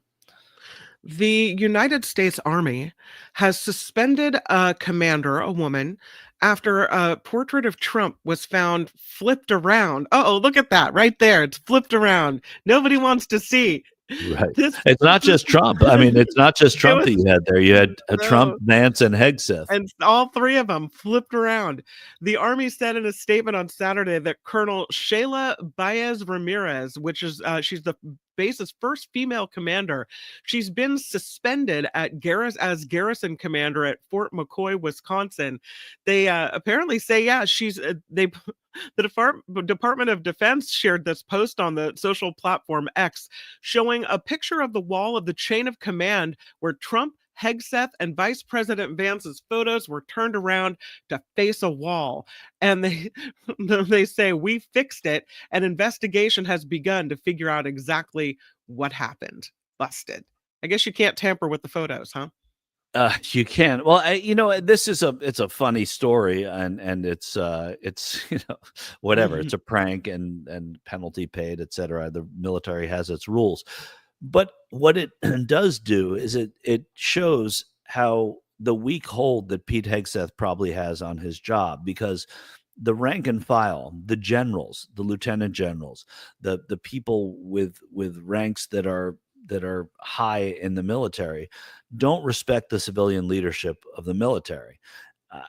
And I'm not gleaning this from just one little prank that happened in Wisconsin, but this is the kind of sentiment that's probably shared, not necessarily about the president and vice president, but about Hegseth, and it trickles up the chain a little bit. And that's what could get Trump to finally say enough with Hegseth and leave the sinking ship. But we're not there yet. It's just interesting and to keep it relevant. Josh says they should have drawn Sharpie mustaches instead. Maybe that would have been a better idea. I don't know. Yeah, that's true. I think they would have. Yeah, what's the who's the picture that they always paint with the masks? The Scream. Yeah. Not the Scream. It's not the Scream. It's the one with the eyebrows and the mustache. Nah, I'm not. Guy Fawkes. Guy Fawkes. Yeah, Guy Fawkes. Yeah, that's exactly it. Yeah, they could have Guy Fawkesed it up a little bit there. Last chunk of Trump story. There's a Trump golf club that's hosting a speaker who markets bleach as a health treatment. Where have we heard this before? This guy, his name is Andreas Kalker.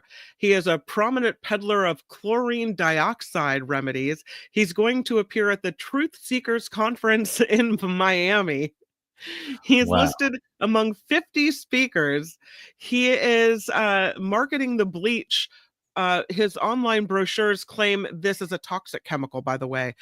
He says, and he admits it's a disinfectant, but he thinks it can eliminate pathogens that cause disease, including cancer. This is something dangerous for people that should not be consumed. But he's going to be at a Trump private golf resort in South Florida next week to talk about this this item that he thinks is a cure for cancer, COVID, and autism. So there you go. And there are, what do you say? There are 50 speakers there, right? One of 50 yeah, speakers. I don't even want to know who the rest of them are. I was just going to say, there must be just a roster that is fantastic. Like, I'd love to go cover that because you would get a lot of great sound of people coming out of that, but you wouldn't be able to get close because it's Trump's private property and they protect that stuff. But man, that would be great. I'm looking at the list of 50 right now, and I don't know who all of these people are, honestly. Well, that's what makes them so great, that everyone there knows who they are because they've read about, they've probably subscribed to their podcast, or they watch, they get all their news from this person, right? I mean, it's so wild. It's wild. Yeah, no, it's and they're given the space, and people pay close attention to them, including the president. And that is a chunk of Trump. That's it for this edition. Well, I really enjoyed it. But make sure to join us again next time. I think you might want to listen. There's nothing wrong with listening. For another chunk of Trump. Michael, does it freaks me out that DOGE is said to be building a master database for immigration enforcement. You wonder who's on the database, where are they getting all this information? They're apparently combing through sensitive data from across the federal government, creating a massive repository of data pulled from various agencies. And it's a little Big Brother-ish to me. It's Big Brother-ish, and whenever you talk about DOGE, you have to talk about the fact that DOGE is to create government efficiency. And how in the world does this create any kind of efficiency? It's chasing a problem. They're saying that it speeds up immigration enforcement, but our problem with immigration enforcement was that they weren't appointing enough judges. That was the simple problem. So that the backlog was incredible. Excuse me, with judges at the borders and further and deeper into the country once people were released until their trial dates or their hearing dates. And so it seems to me that what they're doing is it's just an umbrella under which you can both advertise the fact that Elon Musk has a Doge coin, which I think is really true. I don't say that facetiously. The same way Trump markets his own coins, his meme coins and all of that. The whole idea that Doge can just do whatever they want and create more government spending. This is not about cutting funding. This is about increasing spending right now, and that's, to me, everything that DOGE touches seems to actually, like, they'll cut some jobs, but then they'll create an entirely new, basically, department here to do this. Yeah, they're building out this database. They have been using data from multiple ICE and Department of Homeland Security resources, but this goes further.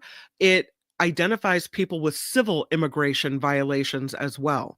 And so it's being called a deportation machine, this huge database, streamlined access to highly protected information for immigration enforcement purposes. I mean, you wonder who's going to get caught up in all this stuff that shouldn't be. Right. Well, of course you wonder that, right? I mean, we're already seeing that before they've organized this, right? They've seen, you're seeing what's going on, and these are scare tactics, and they're making government bigger. They came in to say we're making it smaller with this DOGE, and they're making it bigger, much bigger, and it's really so counter to mission, even though the mission was specious to begin with. This runs counter to it. And I think these are also the fantasies of wealthy men, right? These are, you know, I think of who's it, Austin Powers, that would do there's someone in the Austin Powers movies, you know, and that's sort of how I see Trump and DOGE and Musk sitting around. You know, what can we do? Let's do this, and we'll get all the immigrants, and this is our way to get all the immigrants, like it's a superhero movie, and it's absurd. And look, to get money for this, they're going to have to go through Congress, and it's not going to happen very quickly. And by the time they get to a Congress, the presumption is, and I guess the hope of many is, that it'll be a Democratic House that won't entertain any of this. It's a surprise to me that a ProPublica story is saying that a Treasury Department Inspector General is now looking at efforts by Trump and Musk's Department of DOGE to get private taxpayer data and other sensitive information from the IRS. I thought they got, first of all, I thought they got rid of all the inspectors general, but I guess that one remains at the Treasury Department. The Office of Treasury Inspector General for Tax Administration is now looking at this information from IRS employees. They're looking at any requests for taxpayer data from the president, from DOGE, all of these things, because it looks like there is some type of sensitive material being passed to the Trump administration. That's, I mean, I guess we shouldn't be surprised, but the good news is someone's investigating it. Yeah, I mean, it's great news that someone's investigating it, and then we'll be reporting hiring. But yeah, it is encouraging. It seems though, like, and you know, going off of what you started with, Kim, like just talking about the inspectors general, the fact that they, you know, they seem pretty powerless, let's say, in this administration. That they came in and fired like nearly 20 of them, right? And so I think that as soon as they start doing things that the president doesn't like, as we've seen in the past, they're going to be done, and this will end. And whether it has to do with DOGE or whether it has to do with any other department, and this is under the Department of the Treasury, right? So Trump will tell Scott Bessent, we got to get rid of this inspector. Wes Thierry comes in with a donation and thank you. Says it's about scaring immigrants, but it's also a big financial hit because you also scare away international tourism. Yeah, I think the tourism thing. We haven't talked about, Wes, and thank you very, very much for donating to the show. The tourism that's being affected by both the tariffs and this fear of people just traveling to the United States who are not from here is incredible, right? Not to mention people who are here who don't want to leave here because they're afraid they're not going to be able to get back because because they're green card holders. You know, it's there is a fear of other, and I put green card holders in other when viewed from the spectrum of the people that are doing these things. And so it does have, Wes is right, there's a big impact on tourism, which again is going to be a big impact on the microeconomics of people's homes around the country and households. And so it's a very, going back to what Gary Dietrich was saying earlier, it's a strange way to start, right? It's a really strange way to start. We have video from Secretary of State Marco Rubio talking about how everyone on U.S. soil is entitled to due process. But we also have, the same weekend that he says this, there are United States citizens, children, being deported with parents. Some of the parents, one of the fathers was saying, I was trying to tell them my daughter's a U.S. citizen, and still they deported the child anyway. We know of at least 3 kids who are American citizens who are now deported to other countries. There's a woman in California, I think she's from Santa Cruz. She lives in Santa Cruz, but was originally from another country. And she had this conviction that had been expunged decades ago. And somehow they found out about it, and now she's caught up in immigration scandals as well. Let's take a listen to what Marco Rubio had to say this weekend. Okay, let's talk now about some new reporting that came in overnight. I want to just go through it for you and for our audience. 3 U.S. citizen children have been deported with their mothers. Now, this is according to the Washington Post. The family's lawyer says one of them is a 4-year-old with stage 4 cancer, deported without medication or ability to contact doctors. The family's lawyers are also saying their clients were denied communication with family and legal representatives before being deported. And it's raising concerns about the issue of due process, that it's being violated. So let me ask you, is everyone on U.S. soil, citizens and non-citizens, entitled to due process? Yes, of course. But let me tell you, it looks in immigration standing, the laws are very specific. If you're in this country unlawfully, you have no right to be here and you must be removed. That's what the law says. Somehow over the last 20 years, we've completely lost this notion that somehow or completely adopted this idea that yes, we have immigration laws, but once you come into our country illegally, it triggers all kinds of rights that can keep you here indefinitely. That's why we were being flooded at the border. And we've ended that. And that's why you see a historically low number of people, not just trying to cross our border, trying to cross the border into Panama, all the way down in the Darien Gap. I mean, it's been a huge help for those countries as well. On the headline, that's a misleading headline. Okay, 3 U.S. citizens, ages 4, 7, and 2, were not deported. Their mothers, who are legally in this country, were deported. The children went with their mothers. If those children are U.S. citizens, they can come back into the United States if there's their father or someone here who wants to assume them. But ultimately, who was deported was their mothers who were here illegally. The children just went with their mothers. But it wasn't like, you guys make it sound like ICE agents kicked down the door and grabbed the 2-year-old and threw him on an airplane. That's misleading. Yeah. That's just not true. Just to be clear, because I do want to get to the overhaul at the State Department, is it the U.S. policy to deport children, even U.S. citizens, with their families, and I hear what you're saying, without due process, just to be very clear there?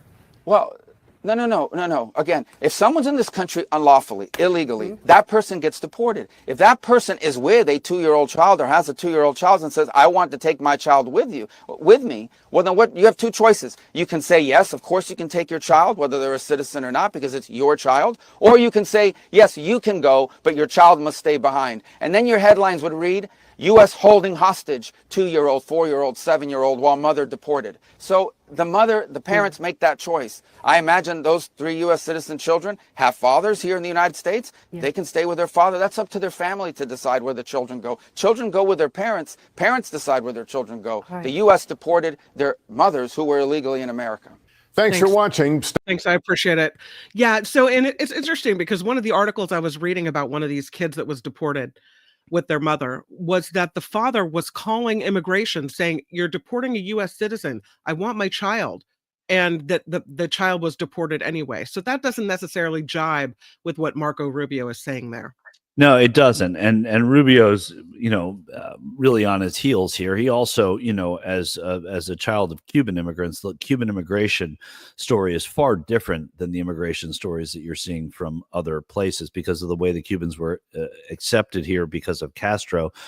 They were leaving what Rubio would look at as an oppressive government. Well, so too are these people that are coming across the border. And, the people that are going in through the Darien Gap into Panama are trying to get here. So it's all about coming to the United States, and just like Rubio's parents did. And so the idea that he's looking at this now through the Trump administration lens, you can see it troubles him to a degree to say these things, but this is what he's saying, and it doesn't trouble him enough not to say them.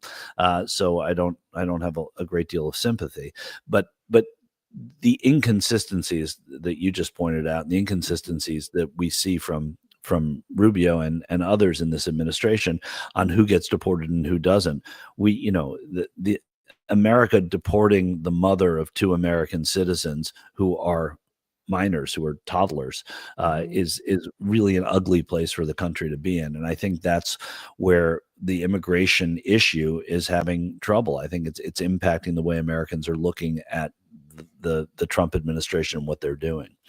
And Cassandra writes in, the child and mother never had a fair chance, and that is the point.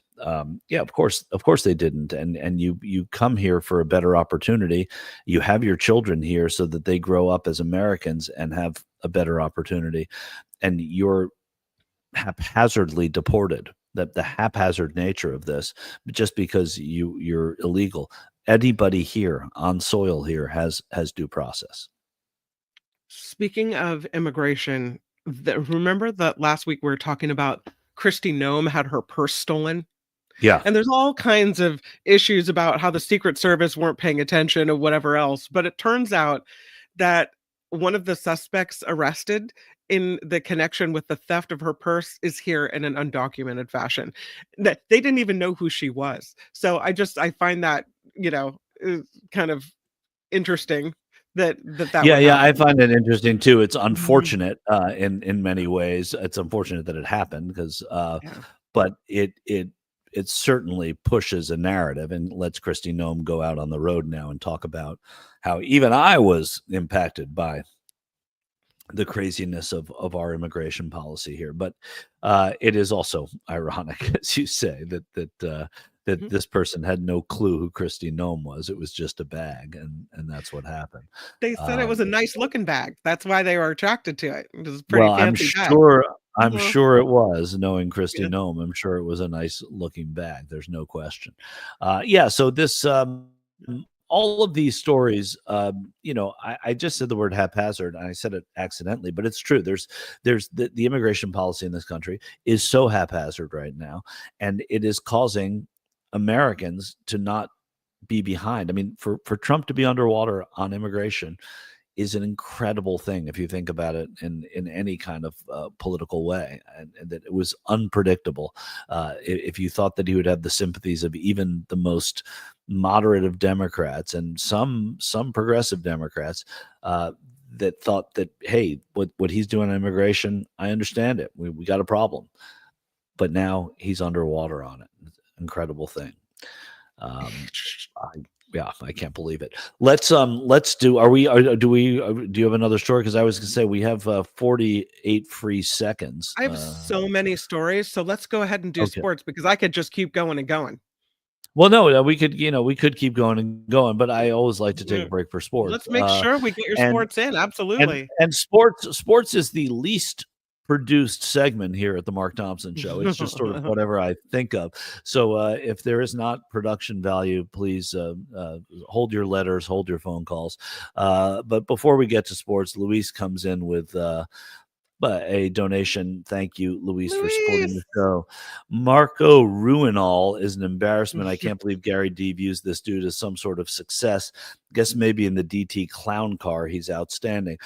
In deference to what Gary was saying, I don't completely agree with Gary either. There is something that is at least qualified in his appointment, where you don't see that with somebody like Pete Hegseth or even Kristi Noem.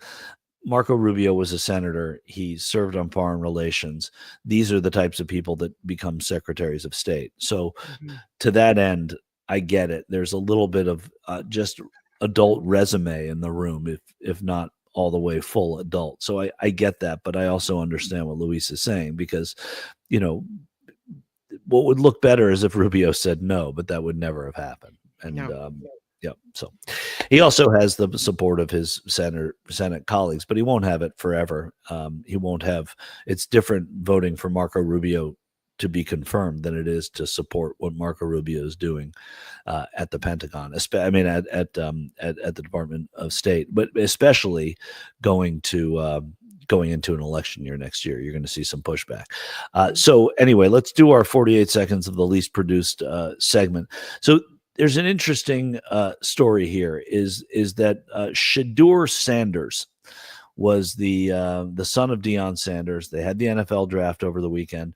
Shadur Sanders was thought to be like one of the top 5 picks. He went in the top 5 rounds. I mean, he went really, really late. It was surprising. It was a historic fall of a great prospect. At one point during Shadur Sanders' rough time waiting for a team to draft him, he gets a phone call. It's a prank call. See, look at our production, fantastic. He gets a prank phone call saying that he's been selected, but you're going to find out about it a little bit later. That prank phone call came from someone named Zach Ulbrich, who is the son of Jeff Ulbrich, who is a the defensive coordinator for the Atlanta Falcons. So it was, Jeff Ulbricht's son, Zach, fessed up, owned up, apologized, said he did a really terrible thing, did all the things you want somebody to do. And now people are saying that there should be some sort of sanction against Jeff Ulbricht for this, which is ridiculous because you can't control what your son is doing. And the fact that he got Shedeur Sanders' number because he probably went to his dad's desk and all these. Yeah, I was looking through his dad's stuff. Yeah, exactly. The kid is, by the way, the kid is 21. So, I mean, he's old enough to know better. Right. He's old enough to know better, but he's also a kid. And I mean, 21's not a kid, I know, but anyway, it's the kind of goofy thing you do in college. Oh, I have Shedeur Sanders' number. I'm going to call him and say that that he's been drafted. Right. It was dumb. The kid realized it. The father probably said, you got to come out and say you realize it. But it was such an incredible story. And the fact that it happened to the biggest draft, story, I think, on the day of the draft was pretty incredible. People like talking about the Giants in here on 48 Seconds of Sports. We only have a couple of seconds. The Giants are doing well. The Stanley Cup playoffs are happening now. Watch them because there's no better sports action and no harder championship to win. And what was it? What's the tennis tournament in Spain, Kim? The play at the Madrid Open tennis tournament was suspended. It was forcing 15th seed Grigor Dimitrov and British opponent Jacob Fernley off the court because of the power outage. The scoreboards went dark. The overhead cameras lost power. So it affected sports as well. Yeah, it's incredible. Everything affects sports, but of course, the Madrid Open, a casualty of whatever. We'll follow that story tomorrow. The production value here on 48 Seconds of Sports really plummeting with just this vague clay court somewhere in the world. Maybe that was actually it was dark. It was dark. It was dark. Okay, I'll look at this. Dark. Tony. The crack staff here at the Mark Thompson Show. There you go. Look, I'm searching as quick as I can. That was 48 Seconds of Sports, and not sponsored by anybody. By the Ebenezer Baptist Church. Yeah, I don't. There's no sponsor for 48 Seconds of Sports yet, but we will. There should be. Well, can I add a Trump sports wins story? again? If Trump wins again, he'll be the 48th president. So maybe the MAGA merch store can. You're going to have to change the second count. We're going to have to switch it back up again. Yeah. Well, I go up to 49 for the 49ers, which we plan on doing when the 49ers season starts. What were you asking him? I'll throw in this story about the Philadelphia Eagles because they are going to visit the White House later to celebrate their victory in Super Bowl 59. They did not go in 2018. But they are going now. There was some word that they might not, but they are going. They say it will be an honor to visit. So the Philadelphia Eagles will go to the White House to hang out with Trump and company. Well, it's disappointing because they did say that they were not going to, and a lot of people were very excited about that. But Jalen Hurts, who, by the way, was one of the 100 most influential people that hung out with Josh Koskoff, is going to skip the celebration, an administration official said. So they're individuals to do it. I think it's probably good that the team says they're going to go. It is an honor to go to the White House. And it's, it's probably a fun day just to be able to be there at the White House to begin with. Listen, I've been there, worked there, and it's cool every time you go in the gate. It's no matter who's in charge, huh? Well, it is different. I will say it's better sometimes than it is, but I mean, it's still, the house is awesome, and there's just something very official and cool about it. So, and now they have the new portrait in the lobby with the raising of the fist after the shooting. So you got to see that in person. That's true, and just don't touch the velvet. Don't touch the velvet. Okay, guys, we are going to wrap up the Mark Thompson Show today. Tomorrow, we will be back with a bigger, better, more fabulous show. Thank you to Kim. Thank you to Tony. Thanks also to Gary Dietrich, Josh Koskoff, and to all of you without whom it would be kind of weird to do the show. So we're happy you watched and listened, and you all stay safe, and we'll see you back here tomorrow. David K. Johnston on the show tomorrow, so it's going to be a good one. Always good. Yeah. Bye, Michael Shure. Bye, everybody. Bye, guys. Bye, everyone.